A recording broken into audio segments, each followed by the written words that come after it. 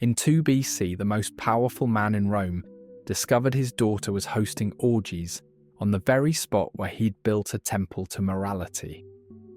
Augustus, the first Roman emperor, the man who'd conquered the Mediterranean world, had to exile his only biological child, Julia the Elder, for violating his own morality laws. The charges? Multiple adulteries, public drunkenness, and allegedly prostituting herself in the Roman Forum for fun. The bitter irony? Augustus had spent decades passing laws to restore traditional Roman virtue, only to discover his own family was breaking every single one. But here's what makes this story even more fascinating. Most of what you think you know about Roman sexuality is wrong. Rome wasn't the non-stop orgy that Hollywood depicts. In fact, Romans had more restrictive sex laws than many modern countries. Adultery was punishable by death.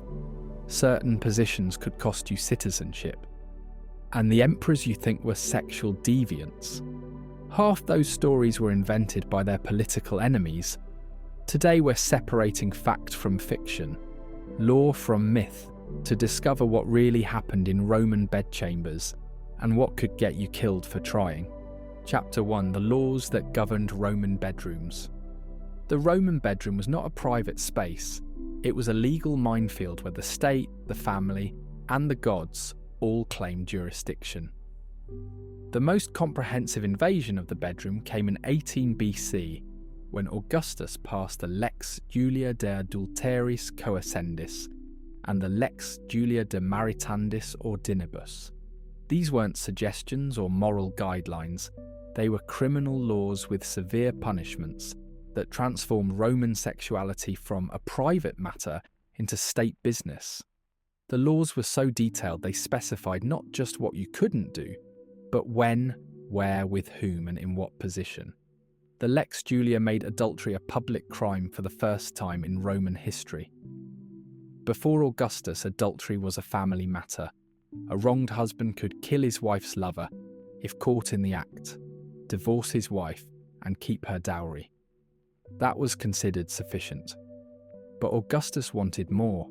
Under his law, adultery became a criminal offence, punishable by exile to different islands for both parties and confiscation of half the adulteress's dowry and a third of her property.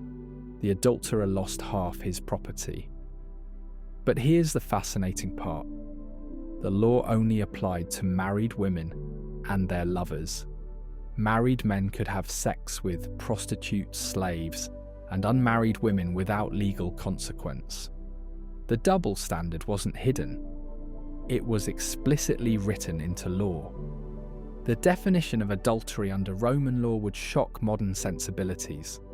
Any sexual act between a married woman and anyone other than her husband was adultery. But it went further. Any sexual act between an unmarried woman of respectable family and any man was stuprum, illegal fornication. Roman daughters weren't just expected to be virgins at marriage. It was legally required. The paterfamilias, the male head of household, had the legal right to kill his daughter and her lover if he caught them in his house. Not the moral right, not the customary right, but the explicitly legal right written into statute. He had to kill both though. Killing just one was murder. But the marriage laws went beyond just punishing adultery. Augustus mandated marriage itself. Men between 25 and 60, and women between 20 and 50 were required to be married. Widows had 2 years to remarry. Divorced women 18 months. Failure to marry resulted in severe penalties. Unmarried people couldn't inherit property from anyone outside their immediate family, and childless couples could only inherit half of each other's estates. The Roman state was literally forcing people into bedrooms and demanding they produce children. This wasn't moral encouragement, it was legal compulsion with financial teeth. The laws even regulated what happened inside marriage. The concept of stuprum meant that certain sexual acts were illegal even between husband and wife. Oral sex, for instance, was considered impure. A Roman citizen who performed oral sex could lose their citizenship rights through infamia, legal infamy. This wasn't just social disgrace. Infamia meant you couldn't vote, couldn't represent yourself in court, couldn't serve in the military, and couldn't hold public office. Your sex life could literally strip you of citizenship. The poet Martial mocked men who performed cunnilingus, suggesting they were worse than those who performed fellatio, because at least the latter could claim they were forced. The position matters were equally regulated, though more by custom than law. The proper Roman way was with the man on top, the woman on the bottom, facing each other. Any variation suggested improper power dynamics. A woman on top was attempting to dominate, inappropriate for her gender.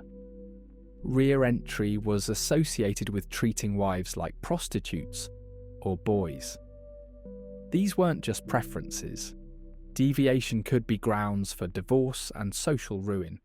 We know this because Roman writers constantly accused their enemies of preferring improper positions as evidence of general moral corruption. Rape laws in Rome reveal the true nature of Roman sexual legislation. It was about property and status, not consent or protection. Rape of a freeborn citizen was a capital crime, but not because of trauma to the victim. It was theft of her father's or husband's property, her chastity. Rape of a slave wasn't legally rape at all, unless it was another person's slave, in which case it was property damage, requiring compensation to the owner. A slave owner could do anything to their own slaves without legal consequence. The word raptors, which we translate as rape, actually meant abduction. The crime was taking a woman from her family's control, not forcing sex upon her. The prostitution laws created a fascinating legal paradox. Prostitution was completely legal, and prostitutes were registered and paid taxes. But engaging in prostitution marked you with infamia permanently. Once a prostitute, always legally infamous, even if you left the profession. You could never marry a citizen, never regain full rights. Your children were automatically illegitimate. Yet the state profited from prostitution through taxes and relied on it to provide outlets for male sexuality that didn't threaten citizen marriages. The law simultaneously enabled and punished the profession. Incest laws were perhaps the strictest of all Roman sexual legislation. Marriage or sex between anyone related to the sixth degree was forbidden. This included adoptive relationships. Adoption created legal blood relationships in Roman law. The punishment was typically death, though sometimes exile. When Claudius wanted to marry his niece Agrippina, he had to have the Senate pass special legislation making uncle-niece marriages legal. Even the emperor couldn't simply ignore incest laws. The accusation of incest was so serious that it was one of the few charges that could bring down even powerful Romans. Clodius Pulcher's career was nearly destroyed by accusations he'd slept with his sister. Chapter 2. The Double Standards of Status. Roman sexual morality was never about the act itself, but about who was performing it. Every sexual law, custom, and taboo depended entirely on the status of the participants. Citizen or slave, man or woman, patrician or plebeian, adult or child, active or passive. The same exact physical act could be perfectly legal or punishable by death depending on who was involved. This wasn't hypocrisy in Roman minds, it was the natural order. Different categories of humans had different rights, duties, and restrictions. The bedroom was just another space where social hierarchy manifested. For citizen men, the fundamental rule was simple: be the active penetrator. never the passive penetrated. A Roman man could legally have sex with his wife, prostitutes, slaves of either gender, and non-citizen women. The gender of his partner mattered less than his role in the act. Penetrating another man wasn't homosexual in the modern sense. It was asserting dominance. Being penetrated, however, was the ultimate degradation for a citizen male. The accusation that someone had been penetrated could end political careers. Julius Caesar never lived down rumours that he'd been the passive partner of King Nicomedes of Bithynia in his youth, despite conquering Gaul. His soldiers sang mocking songs about it during his triumph. Caesar conquered Gaul, but Nicomedes conquered Caesar. The legal term for a man who allowed himself to be penetrated was pathicus or sinedus, and the social and legal consequences were severe. These men were assumed to have surrendered their masculinity, and with it their ability to participate in public life. They couldn't speak in court, couldn't serve in the military, and were barred from public office.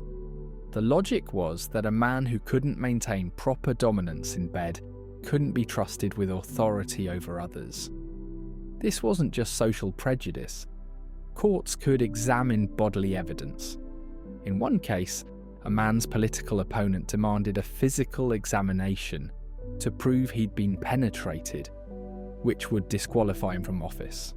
For citizen women, the restrictions were entirely different but equally severe.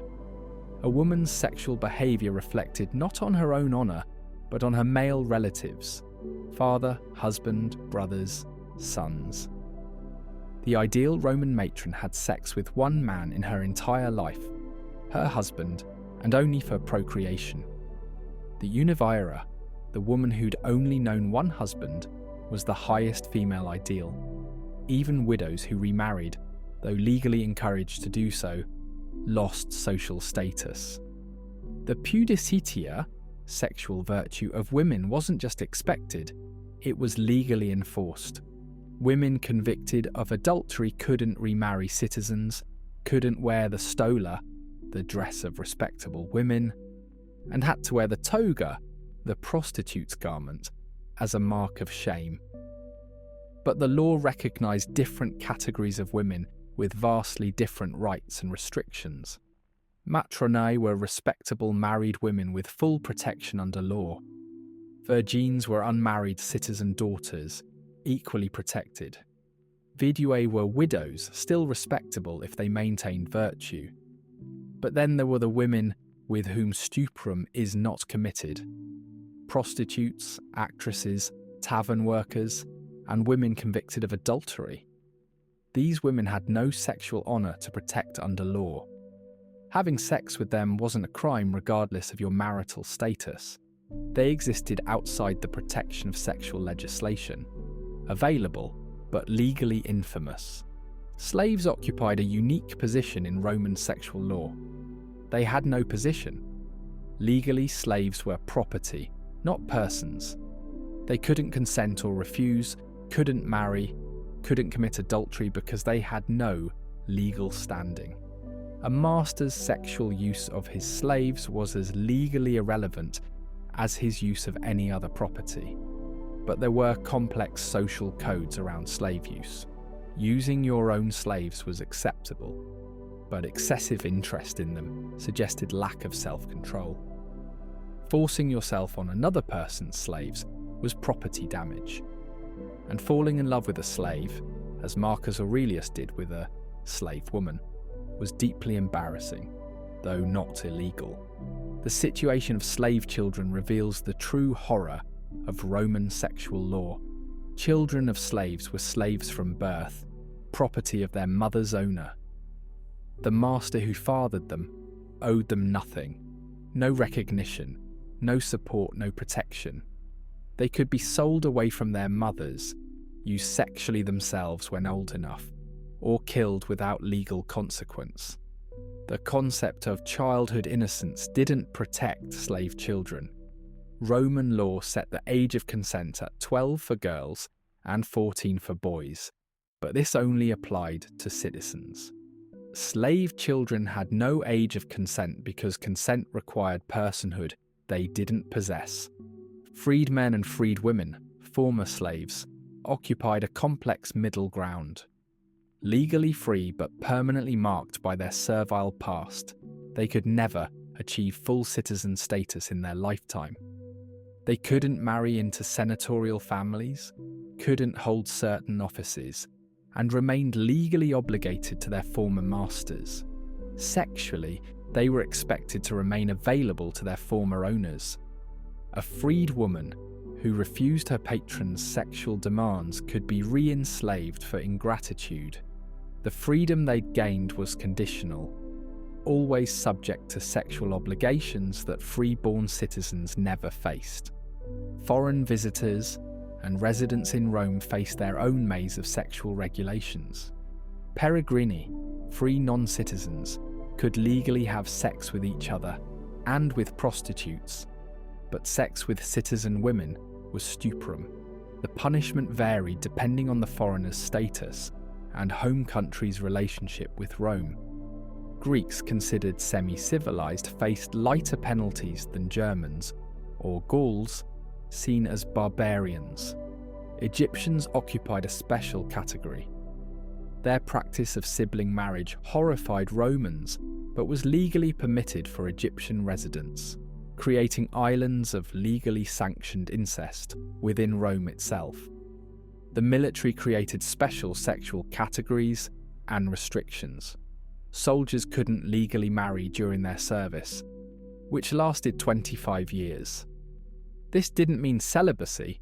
They could use prostitutes and slaves, but any children they fathered were automatically illegitimate. The camp followers who serviced the legions existed in legal limbo, not quite prostitutes, but not respectable women either. When soldiers retired and received citizenship, they could legally marry their longtime partners and legitimize their children, but only prospectively. 25 years of relationship counted for nothing legally until that final ceremony. The sexual escapades of Roman emperors have become legendary, but separating historical fact from political slander requires careful examination. Roman historians had a simple formula. Good emperors were sexually conventional, bad emperors were sexual deviants. This wasn't coincidence, it was character assassination masquerading as history. Suetonius Tacitus and Cassius Dio wrote their histories under later emperors, who benefited from blackening their predecessors' reputations. Every salacious story served a political purpose, but some stories are confirmed by multiple sources, archaeological evidence, or the emperor's own actions. The truth is more complex and often more interesting than either the propaganda or the whitewashing. Take Tiberius, Rome's second emperor, whose alleged perversions on Capri have become synonymous with imperial decadence. According to Suetonius, writing a century later, Tiberius trained young boys called minnows to swim between his legs and nibble him while he bathed. He supposedly had bedrooms decorated with explicit paintings and sex manuals from Elephantis. He allegedly forced noble men and women into degrading acts, creating the world's first sex dungeon. But here's the problem. Suetonius was writing under Hadrian, whose claim to legitimacy required Tiberius to be a monster. Contemporary sources from Tiberius's reign mention none of these stories. Velleius Paterculus, who actually knew Tiberius, describes him as austere and conventional. The archaeological evidence from Villa Jovis on Capri shows luxury, but no sex dungeons or pornographic decorations. What we can confirm about Tiberius is that he retired to Capri and never returned to Rome, ruling through letters for his last decade. He did surround himself with Greek intellectuals and astrologers, which Romans found suspicious. He did have young companions, but these were likely political hostages, children of noble families kept to ensure loyalty. The sex stories appear only after his death, when he couldn't defend himself, and when the new regime needed to justify its power. The pattern is clear. An unpopular but probably conventional emperor was transformed into a sexual monster by later propaganda. Caligula presents a more complex case. Even allowing for exaggeration, multiple contemporary sources confirm he violated fundamental Roman sexual norms. He publicly lived with his sisters as wives, particularly Drusilla, whom he treated as empress. This wasn't just incest, it was public, unashamed, state-sanctioned incest. When Drusilla died, Caligula had her deified and required oaths be sworn by her divinity. He would auction off senators' wives for sex at palace dinners, then describe their performance in detail to their husbands. He opened a brothel in the palace, staffing it with senators' wives and children, with prices based on their social status. These aren't just posthumous slanders. Contemporary coins, inscriptions, and edicts support these accounts. But even with Caligula, we must separate probable fact from certain embellishment. The story that he made his horse Incitatus a consul is false. He threatened to do so to insult the Senate, but never followed through. The claim he declared war on Neptune and had soldiers collect seashells as spoils is likely misunderstood military training exercises. The brothel in the palace probably existed, but as a form of political humiliation rather than personal gratification. Caligula's sexual violations were tools of terror, showing senators he could violate their most sacred boundaries. When he was assassinated after just 4 years, nobody mourned him. His sexual transgressions had united all of Rome against him. Claudius, who succeeded Caligula, shows how sexual normalcy could be spun into scandal. His great crime? Being dominated by his wives. Claudius married 4 times, and Roman historians present each wife as controlling him through sex. Messalina, his 3rd wife, allegedly challenged Rome's most famous prostitute to a sex competition, servicing 25 men in 24 hours. She supposedly married another man while still empress, conducting the ceremony in public. But examine the sources carefully. These stories emerge only after Messalina's execution for conspiracy. Her actual crime was political plotting, but sexual excess made better propaganda. The public marriage was probably a religious ceremony, misinterpreted or deliberately misrepresented. Nero's sexual reputation demonstrates how same-sex relationships were weaponized in Roman political discourse. Nero supposedly castrated a boy named Sporus, who resembled his dead wife Poppaea, married him in a public ceremony, and treated him as empress. He allegedly married a freedman named Pythagoras, playing the bride role. He supposedly roamed Rome at night in disguise, sexually assaulting random citizens. But careful analysis shows these stories multiplied after Nero's death and suicide at age 30. Contemporary graffiti and poetry mock Nero for many things: his artistic pretensions, his murders, his fire starting, but not for sexual deviance. The sex stories appear when the Flavian dynasty needed to thoroughly discredit the last Julio Claudian. What we can confirm about Nero is that he did have a eunuch favourite named Sporus, who appeared publicly in female dress. This is confirmed by multiple independent sources. But was this a sexual relationship or political theatre? Eunuchs often served as symbolic females in royal courts. The marriage might have been Nero's way of showing he was above conventional morality, divine rather than deviant. His actual sexual crimes, forcing himself on a Vestal virgin, seducing married women, were conventional abuses of power rather than exotic perversions. The contrast with Marcus Aurelius, the philosopher-emperor, is instructive. His contemporaries praised his sexual propriety, his devotion to his wife Faustina, his rejection of the sexual privileges of power. But even Marcus Aurelius couldn't escape entirely. Rumours claimed Faustina was grossly unfaithful, sleeping with gladiators and sailors, that Commodus was actually fathered by a gladiator. These stories are almost certainly false. They emerge only after Commodus became a terrible emperor, retroactively explaining his failure through his mother's supposed sexual corruption. Marcus Aurelius's private letters reveal a conventionally happy marriage and normal sexual anxieties, not the pristine philosophical detachment his admirers claimed.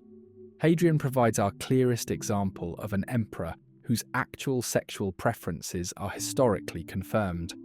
His love for Antinous, a Greek youth, wasn't scandal but public fact.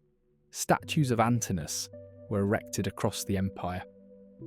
When the boy drowned in the Nile at 19, Hadrian founded a city named Antinopolis, created a religious cult around him, and had him declared a god. This wasn't hidden or denied, it was state policy. Yet Hadrian faced less criticism than emperors accused of heterosexual excess.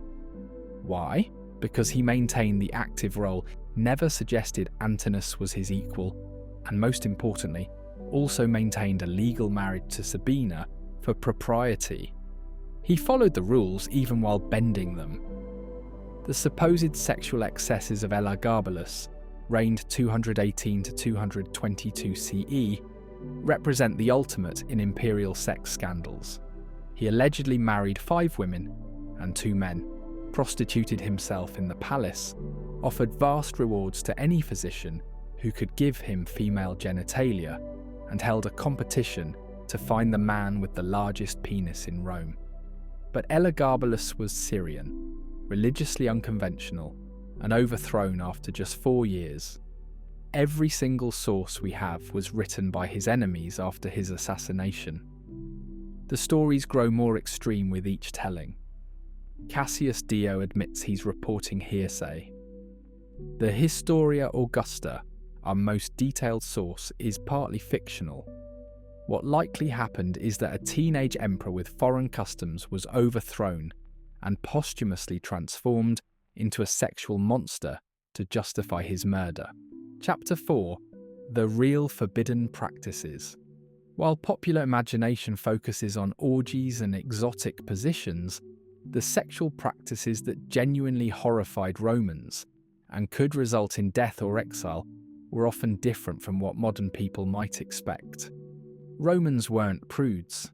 They decorated their homes with explicit frescoes, carried phallic amulets for good luck, and celebrated festivals like Floralia, where prostitutes performed nude.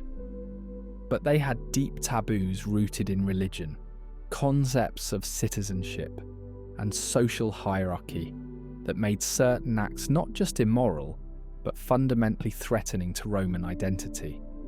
Understanding what actually shocked Romans reveals their true values and fears. Cunnilingus was perhaps the most disgraceful act a Roman man could perform, worse in many ways than being penetrated. The mouth was sacred in Roman culture. It was used for speaking in the Senate, taking oaths, and participating in religious ceremonies. To pollute it with genital contact was to corrupt one's ability to participate in public life. The poet Martial wrote that he'd rather be accused of being a passive homosexual than of performing oral sex on women. The accusation that someone performed cunnilingus was so serious it could end political careers. When Cicero hinted that Mark Antony had done so, it was considered one of his most vicious attacks. The prohibition was so strong that even medical texts discussing the practice did so in euphemisms and Greek terms, as if Latin itself couldn't bear the contamination. Menstrual sex was absolutely forbidden, carrying religious pollution that went beyond personal disgrace.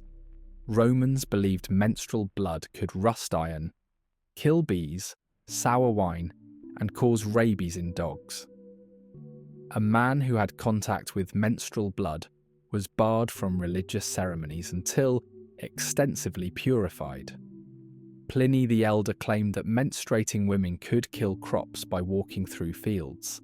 The taboo was so strong that women were expected to hide their periods entirely, using complex systems of signals to warn their husbands without speaking of it directly. Discovery of menstrual sex could be grounds for immediate divorce and social exile. Even accusation without proof was devastating.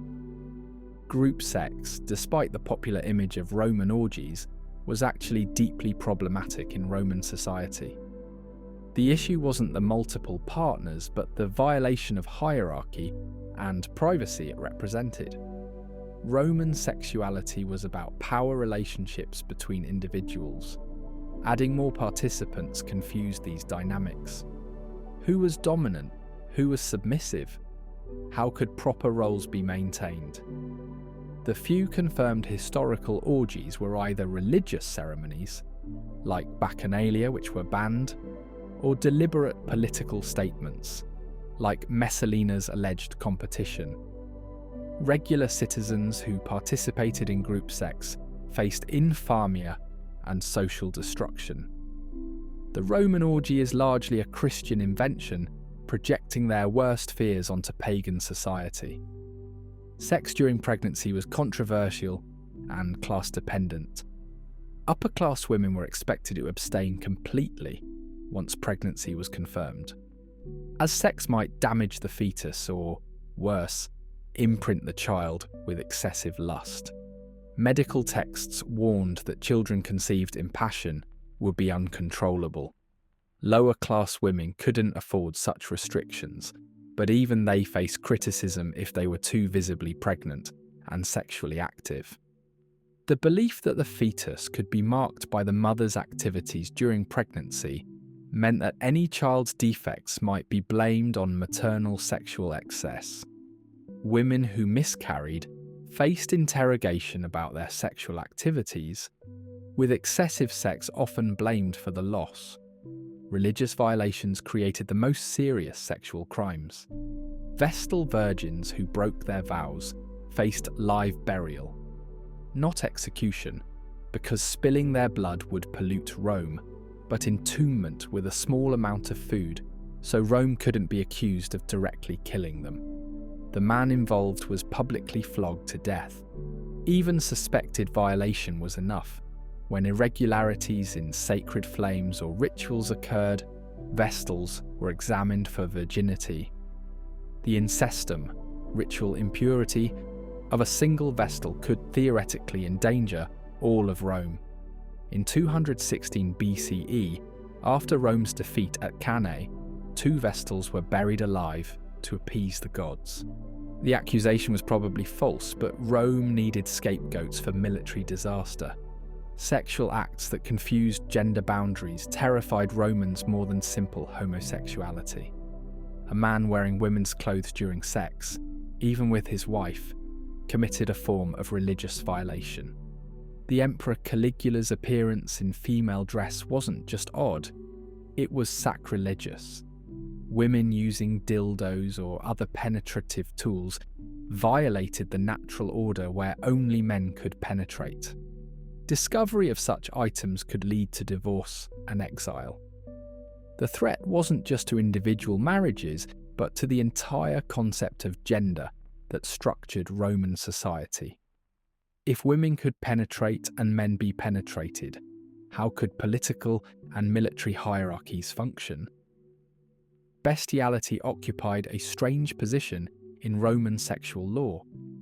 With farm animals, it was generally ignored as rural stupidity unless it became public. But sex with sacred animals, those dedicated to gods, was a capital crime. The distinction reveals Roman pragmatism. Private vice that didn't threaten social order was tolerable, but anything touching religious or public concerns was forbidden. The famous case of Pasiphae and the bull was used as a cautionary tale, and Nero's alleged forcing of Christians to copulate with animals in the arena was considered peak cruelty, not because of the sex, but because of the public religious violation. Necrophilia was so taboo that it barely appears in Roman text except as the ultimate accusation against enemies. The pollution wasn't just religious but practical. Contact with corpses required extensive purification before returning to normal society. Even undertakers were semi-outcasts living outside the city walls. Sexual contact with the dead would create a pollution that might never be cleansed. The few accusations we have were against Christians, falsely, and Germans, probably falsely, marking them as fundamentally non-Roman. The practice was so unthinkable that Roman law barely addressed it. It was assumed no actual Roman would consider it. Magic and sex intersected in ways that could prove fatal. Love potions were illegal and considered a form of poisoning. Using magic to cause impotence, sterility, or excessive lust was punishable by death. The belief that sexual fluids, semen, menstrual blood, vaginal secretions, had magical properties meant their collection or use in rituals was deeply threatening. Women accused of witchcraft were often specifically charged with using sexual magic. The poet Horace describes witches gathering semen from crucified criminals for their spells. Whether anyone actually did this is doubtful, but the fear was real enough to justify executions. Chapter 5. When laws were enforced. The enforcement of Roman sexual laws reveals more about politics than morality.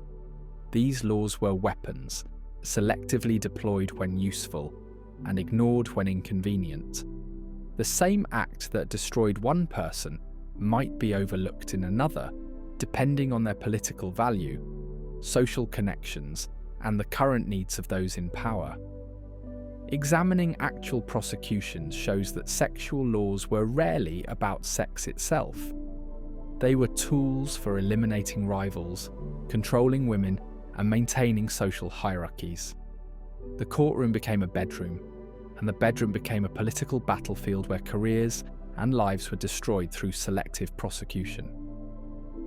The trial of Clodius Pulcher in 61 BCE for sacrilege demonstrates how sexual scandals were manufactured for political purposes.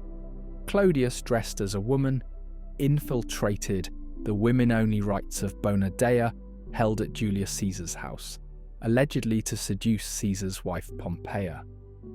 The religious violation was serious. Male presence at these rites could theoretically curse Rome. But the real issue was political. Clodius was a rising populist threatening conservative interests. His prosecution wasn't about protecting religious sanctity, but about destroying a political enemy. The trial became a circus. Cicero, who provided the damning testimony, had personal reasons for revenge. Clodius had been attacking him politically. Caesar himself, whose wife was allegedly the target, refused to testify, famously divorcing Poppaea not because she was guilty, but because Caesar's wife must be above suspicion. The prosecution failed spectacularly when Clodius bribed the jury. But the damage was done, not to Clodius, who used the notoriety to build his populist credentials, but to the legal system itself. Everyone knew the prosecution was political, the evidence was manipulated, and the acquittal was bought. The sexual laws had been exposed as tools of political warfare rather than moral protection. Clodius would later revenge himself on Cicero, driving him into exile using similar tactics, accusing him of executing citizens without trial, not sexual crimes, but the pattern of using law as weapon was identical. The adultery trials under Augustus reveal the emperor's cynical use of his own moral legislation. When Augustus discovered his daughter Julia's affairs in 2 BCE, he had a choice: handle it privately as Roman fathers traditionally did, or make it a public prosecution under his own laws. He chose public spectacle, exiling Julia to Pandateria, a small island with no wine or male visitors. Her lovers were exiled or forced to suicide. But Augustus's outrage was selective. He'd known about Julia's behaviour for years, tolerating it while she was politically useful. Only when she became involved with Iulius Antonius, son of Mark Antony, did Augustus act. The threat wasn't to morality but to dynasty. Antonius represented alternative bloodlines and political legitimacy. Julia's daughter, Julia the Younger, suffered the same fate in 8 CE for similar reasons. Her alleged adultery with Decimus Silanus was the charge, but the real crime was her connection to opposition figures. The poet Ovid was exiled at the same time, ostensibly for writing the Ars Amatoria, Art of Love, years earlier, but really for witnessing something involving Julia. Augustus used sexual prosecution to eliminate entire opposition networks while appearing to enforce morality. The pattern was clear. Sexual laws were enforced when politically expedient, ignored when not. The prosecution of Vestal virgins shows how sexual accusations could address state crises. In 216 BCE, after Rome's catastrophic defeat at Cannae, 2 Vestals were accused of breaking their vows and buried alive. The evidence? The sacred flame had gone out, and Rome needed someone to blame for military disaster. In 114 BCE, 3 Vestals were prosecuted after a series of military defeats and prodigies. The initial trial acquitted 2, but public pressure forced a retrial with a special prosecutor who convicted all 3. These weren't really trials about sex. They were public sacrifices to appease supposedly angry gods and deflect blame from military and political leadership.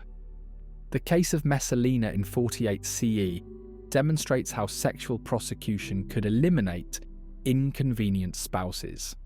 Claudius's wife was executed for allegedly marrying another man while still empress.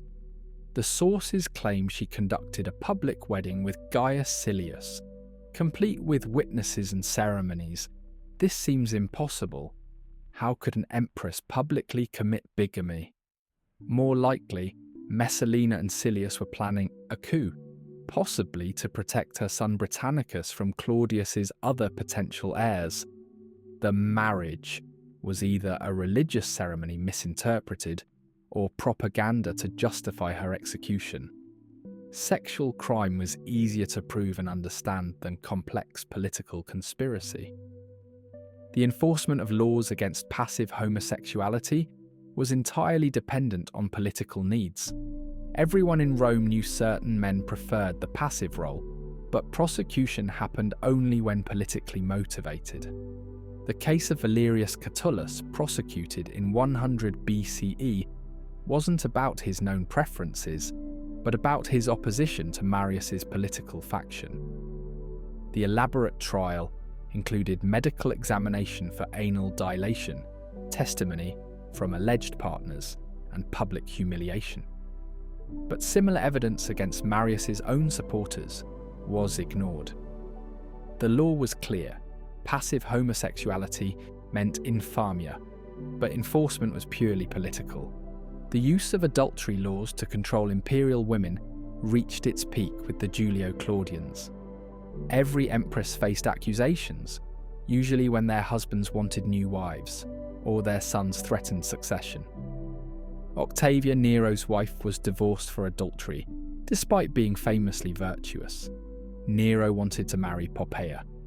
When public sympathy for Octavia grew dangerous, Nero had her executed on fresh adultery charges, supposedly confessed under torture by a slave who was then conveniently killed. The Senate, which theoretically judged these cases, rubber-stamped whatever the emperor wanted. Sexual law had become simple judicial murder. Provincial prosecutions show how sexual laws reinforced Roman power over conquered peoples.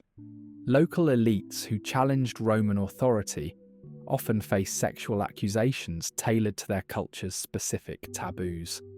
In Greece, accusations focused on pederasty, exceeding even Greek norms.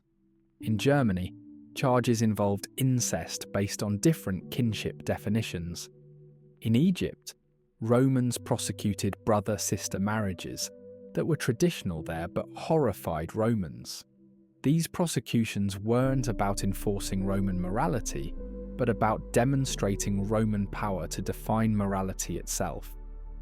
The financial aspects of sexual prosecution reveal another layer of cynicism.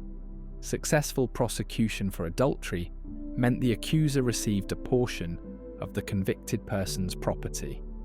Professional adulteriis, informers, made careers from sexual accusations against wealthy targets.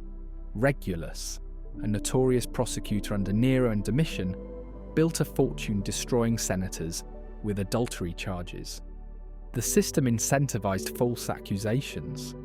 The prosecutor profited whether the charge was true or not, as long as they won.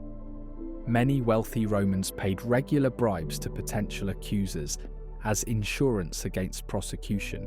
Chapter 6. The Christian Revolution. The conversion of Constantine in 312 CE didn't immediately transform Roman sexual laws, but it began a process that would completely rewrite them within a century. Christian sexual morality differed fundamentally from Roman. It emphasized sin over status, spiritual purity over social hierarchy, and equality of restriction across genders and classes. But the transformation wasn't simple replacement. Christian emperors adapted Roman legal structures to enforce Christian morality, creating hybrid laws that were neither purely Roman nor purely Christian. The process reveals how sexual regulation always serves power, whether pagan or Christian. Constantine's initial sexual legislation seems more Roman than Christian. His 326 CE law against adultery actually loosened restrictions, allowing accusations only from close family members, not strangers. This protected Christians, who were still a minority, from persecution through sexual accusations. But other laws showed Christian influence. He banned concubinage for married men, eliminated the tax on childlessness, encouraging celibacy, and made divorce much more difficult. Most significantly, he criminalized homosexual marriage, prescribing death by sword for both parties. This was new. Rome had never formally recognized same-sex marriage, so there'd been nothing to ban. The definition of sexual crime began shifting from social to spiritual categories. Under pagan law, a senator having sex with a slave was legal. Under Christian influence, it became sinful. All sex outside marriage was fornication regardless of status. This threatened the entire Roman social structure. If slaves and citizens were equal before God, how could slavery exist? If women's souls equaled men's, why couldn't they divorce for male adultery? Christian emperors had to balance religious ideals with social realities, creating contradictory laws that satisfied neither pagans nor zealous Christians. The punishment for sexual crimes became both harsher and more theatrical under Christian influence. Constantine prescribed burning alive for various sexual offences, including abduction marriage and sex between tutors and pupils. Constantius II extended death penalties to passive homosexuals and their partners. Justinian prescribed castration for pederasty and homosexuality. These weren't traditional Roman punishments. Burning and castration were considered barbaric. But Christian ideology demanded spectacular punishments for sexual sin, public demonstrations that the state served God's justice. The treatment of prostitution shows the complexity of Christian transformation. Jesus had famously associated with prostitutes, and early Christians emphasized redemption over punishment. But Christian emperors couldn't simply abolish prostitution. It was too economically important and socially entrenched. Instead, they created schizophrenic policies. Prostitutes remained legal but faced increasing restrictions. They couldn't inherit property, couldn't accuse anyone of crimes except violence against themselves, couldn't enter churches without special permission. Yet forcing someone into prostitution became a capital crime, and retiring prostitutes were officially encouraged to join convents.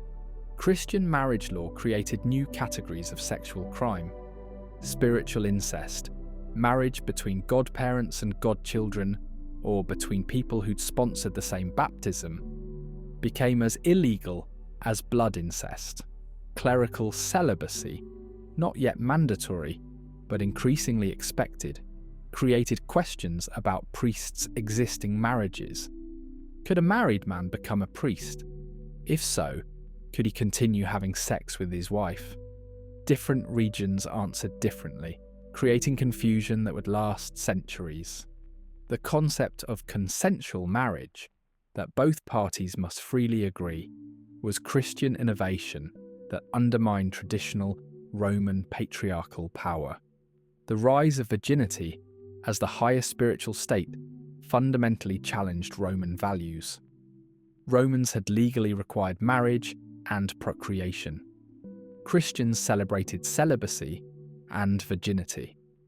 Virgin martyrs who died rather than marry became heroes. Jerome argued marriage was only acceptable because it produced virgins. Augustan, despite his own sexual past, promoted complete celibacy as the ideal. This wasn't just personal choice, it was social revolution. If virginity was holier than marriage, if celibacy was better than procreation, the entire Roman system of family, inheritance, and social continuity was wrong. Monasticism created entirely new sexual regulations. Thousands of men and women withdrew from society, vowing celibacy and creating single-sex communities with elaborate rules to prevent sexual temptation. No touching, no private meetings, no uncovered skin. Some monks castrated themselves to ensure celibacy. Others lived on pillars or in caves to avoid temptation. These extremes weren't legally required but became spiritually admired, creating pressure on ordinary Christians to adopt increasingly strict sexual standards. The Desert Fathers' battles with sexual temptation became popular literature, spreading anxiety about sexuality throughout Christian society. The demonization of pagan sexuality helped Christians define themselves through opposition. Every Roman sexual practice became evidence of pagan depravity. The baths were rebranded from hygienic facilities to occasions of sin. Theatres were condemned as promoting lust. Athletic competitions were banned because participants competed nude. Art depicting nude gods was destroyed or defaced. The explicit frescoes in Pompeii weren't unusual for Roman homes, but Christians retroactively interpreted the city's destruction as divine punishment for sexual excess. The construction of pagan immorality required significant historical revision. Christians claimed pagans practiced ritual prostitution, temple orgies, and religious bestiality. The evidence for these practices is minimal, mostly misunderstood fertility rituals or political slander against enemies. But Christians needed paganism to be sexually depraved to justify their revolution. Every restrictive Christian law was presented as liberation from pagan excess. The stricter the Christian restriction, the more excessive pagan practice must have been to require such correction. By the time of Justinian, 527 to 565 CE, Roman sexual law had been completely transformed. The Corpus Juris Civilis incorporated Christian morality into Roman law permanently. Homosexuality was blamed for earthquakes and plagues. Adultery could be punished by forced monastery enrollment. Rape victims who didn't cry out loudly enough were considered accomplices. Actresses couldn't marry senators unless specifically permitted by the emperor. Justinian had to exempt his own wife Theodora, a former actress. The laws were now explicitly religious, invoking God's wrath and salvation rather than social order. But the Christian Revolution also created new hypocrisies. Clerical celibacy was increasingly mandated, but widely violated. Monasteries became notorious for the very sins they supposedly escaped. The Byzantine court, officially Christian, maintained elaborate harems and eunuch systems inherited from pagan Rome. Laws became stricter, while enforcement became more corrupt. Sexual sins could be absolved through penance and payment, creating a market in forgiveness. The very severity of Christian sexual law created the conditions for its violation. The legacy of this transformation extends to today. The Western world's sexual anxieties, the equation of sex with sin, the double standards that claim universality while practicing selectivity, all stem from this uncomfortable merger of Roman law and Christian morality. Modern debates about marriage, homosexuality, and gender roles replay arguments from the 4th and 5th centuries. The bedroom remains a battlefield where spiritual, legal, and social forces compete for control. The Roman precedent that sexual laws are always about power, never just about sex, remains true whether the power claims pagan or Christian authority. So there it is, the truth about Roman bedchambers. Not the non-stop orgies Hollywood sells you, but something far more disturbing. A legal system that could execute you for oral sex while permitting slave rape. Where the same act was holy or heinous depending on your citizenship status. Where emperors weren't sexual revolutionaries but political operators, using bedroom accusations to eliminate enemies. The Romans didn't have fewer sexual restrictions than us. They had different ones, often harsher, always hypocritical, forever changing based on who held power. Augustus exiled his own daughter for adultery while keeping mistresses. Constantine burned homosexuals alive while his court practiced every vice he condemned. The laws said one thing, power did another, and ordinary Romans navigated between them, hoping their private choices wouldn't become public prosecutions. The most unsettling revelation. We haven't changed. We still use sexual accusations to destroy political enemies. We still have one set of rules for the powerful, another for everyone else. We still pretend our sexual laws are about morality when they're really about control. The only difference is that Romans were honest about their hypocrisy. They knew sexual laws were weapons.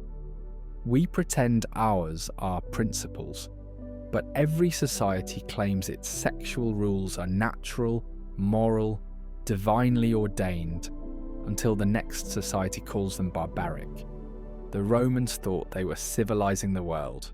Christians thought they were saving it. We think we're liberating it. Future generations will think we were all equally deluded. If this story kept you watching, if you need to know more about the lies history tells and the truths it hides, subscribe now and hit that notification bell. Because every law, every restriction, every freedom we take for granted has a history soaked in hypocrisy and blood. The bedroom has always been a battlefield, and the winners write the sex manuals. Subscribe now and discover more uncomfortable truths about how power has always used pleasure as a weapon.